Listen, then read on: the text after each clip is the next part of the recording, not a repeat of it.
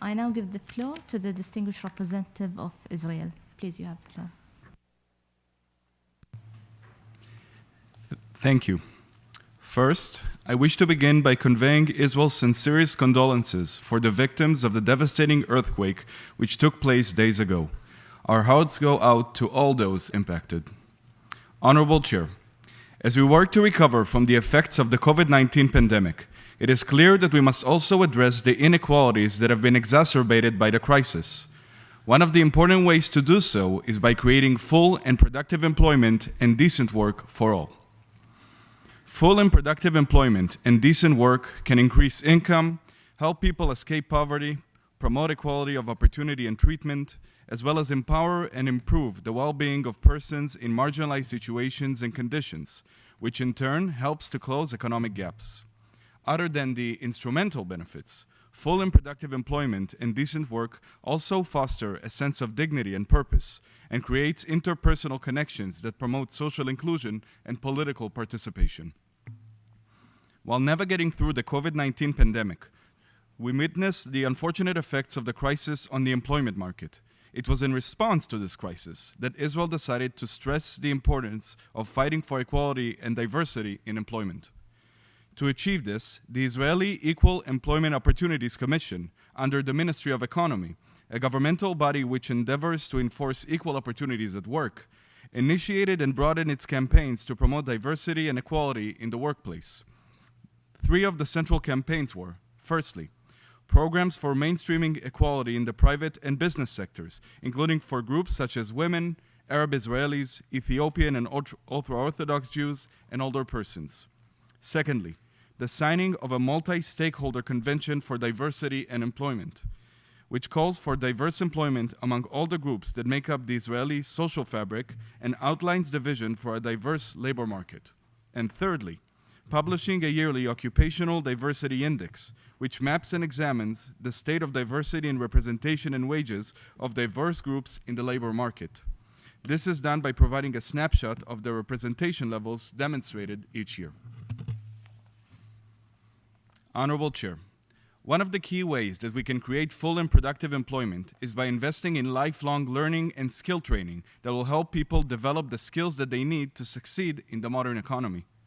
This includes investing in programs that provide training and support for people who have lost their jobs due to the pandemic, as well as to those who are seeking to enter the workforce for the very first time. To meet this challenge in Israel, adjustments were made in professional training by putting an emphasis on the need for computerized training, especially in the high-tech sector, with the aim of integrating women and diverse groups into this field. That said, integration should not only be the goal of those seeking to be employed, but also that of employers. To this end, Israel also provides tools to employers in order to increase the rate and quality of employment of diverse groups by integrating and promoting them in the labor market. These include training for employers, mentoring and assistance in selection and recruitment, and sponsorship of professional Hebrew courses in the workplace. In line with this, the Israeli Forum for Employment Diversity grants the annual Diversity Award to companies which demonstrated professional diversity, equity, and inclusion among those employed. In addition to investing in education and training, we must also work to adapt to our ever-changing reality by creating an environment that is conducive to the creation of jobs. The technological developments of online trade, or e-commerce, in recent years, known as the platform economy, have led to changes in the way business is conducted. We see a different type of trade interactions between the partners and development of diverse sources of income, which sometimes are not the main source of income. All this is conducted on digital platforms. Israel places high importance on these developments and their consequences. For example, a notable platform economy that grew significantly throughout the pandemic was the app-based shipping services of food and other products.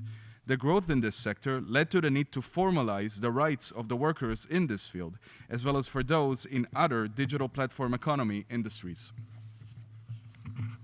Lastly, Israel strives to create decent work for all. That means working to eliminate discrimination and inequality in the workplace and ensuring that all workers are treated fairly and with respect. As part of its membership in the ILO, Israel participates in the Equal Pay International Coalition, whose goal is to achieve equal pay for women and men everywhere by bringing together a diverse set of actors with different areas of focus and expertise. Israel is also co-chair of the Group of Friends to Eliminate Sexual Harassment at the UN, which includes, of course, the goal of eliminating sexual harassment in the workplace. Honorable Chair, the COVID-19 pandemic has had a disproportionate impact on persons in marginalized situations and conditions, including women, youth, persons with disabilities, older persons, and informal workers. To address these inequalities, we must prioritize measures that support the creation of decent work for these groups. This could include investment in skill development and training, as well as policies that promote gender equality and inclusivity in the workplace. Creating full and productive employment and decent work for all is not only a moral imperative, but it is also essential for the economic recovery and long-term stability of our societies. By prioritizing these goals, we can overcome inequalities and build a more sustainable and equitable future for all. Thank you, Honorable Chair. I thank the distinguished representative of Israel.